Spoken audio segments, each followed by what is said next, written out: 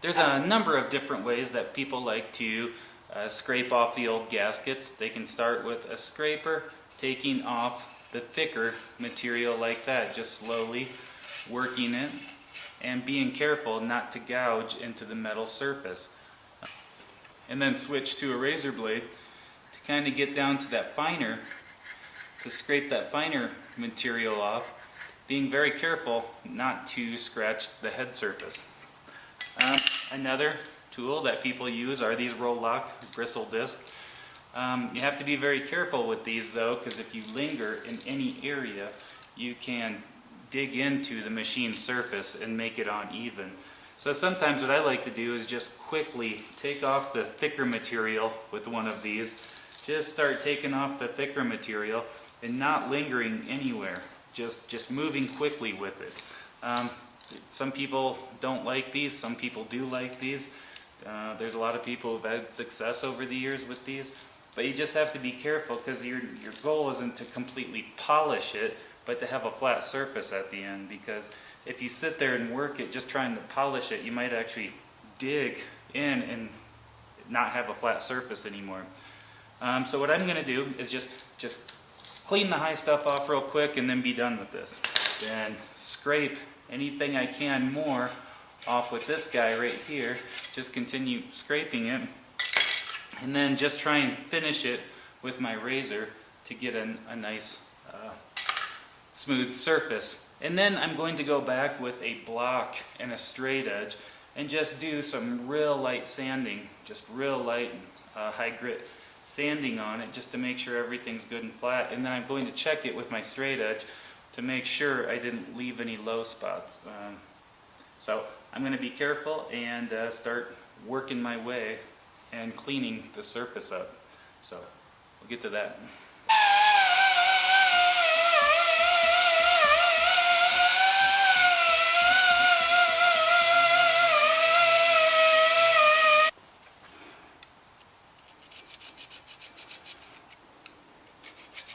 So I've been working with my razor very carefully, making sure I'm getting everything as clean as I can.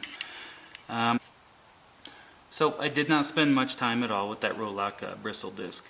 I didn't want to dig into this head surface at all.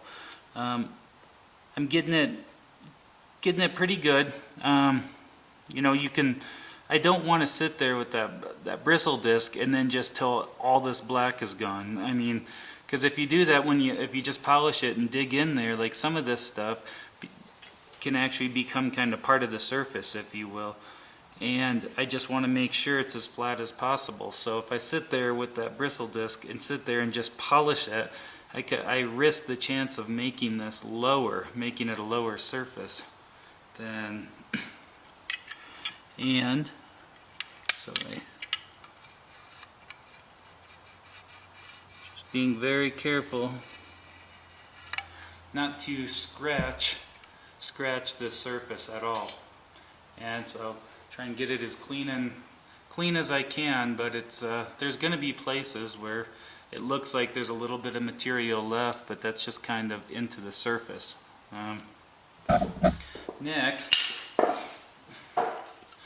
Next is taking a little WD-40, getting a little on the surface there, and I've got 1000 grit on just kind of a steel block on about a 2x2 piece of steel, as straight as I could find. Check to make sure it's straight, and then I just want to keep that block as flat against. Keep this as flat against this as possible.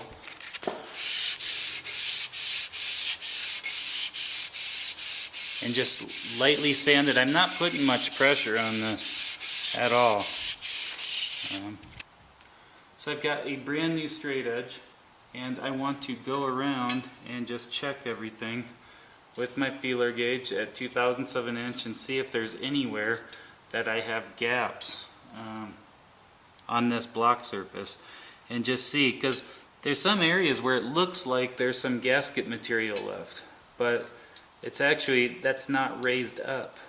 It's It's just kind of now into the block. So if you sat there with a Rolock disc and just trying to polish that perfectly clean,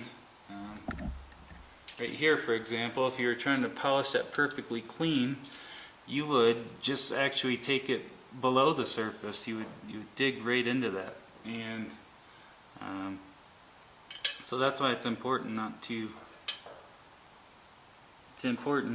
sit there and just polish them with those discs, because you could actually be digging in to the block. So I was going to start on this head, same thing, start scraping off all this thicker stuff. Just start scraping all that off. Being careful not to get any, not to gouge it. You can see that gasket is pretty thick, and then you got your old carbon from the combustion chamber there too. I'll have to flush all this out, all the junk that I get in there, but it's good that I have it all off the vehicle.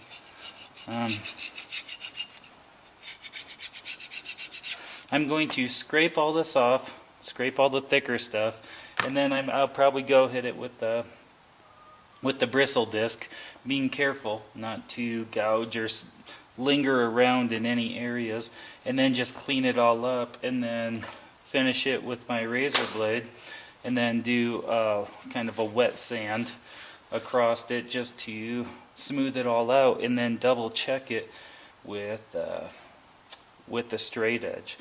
And so this is kind of what it looks like pulling it straight off the vehicle. You can see how thick some of this old gasket material can be.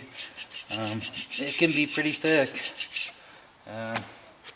Then just start scraping it all away, working it,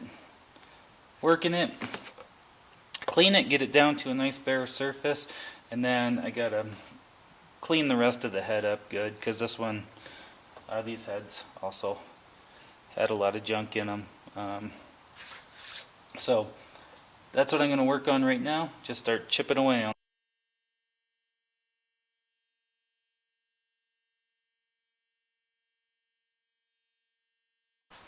So once again, I'm just doing one more sand just to smooth this out. It's looking pretty close, and I'm just trying to keep it very flat against the surface, and I keep getting it kind of hung up there. I'm not pushing on it real hard. It's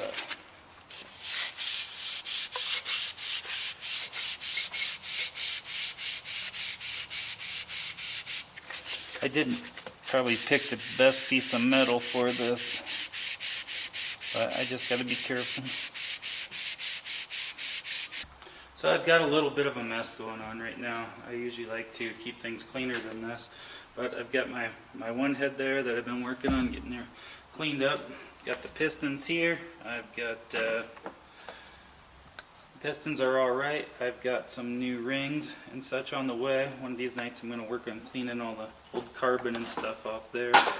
Going to clean all those off. I've got new bearings coming. I mean, these bearings really aren't too bad, but I'm just going to replace it all.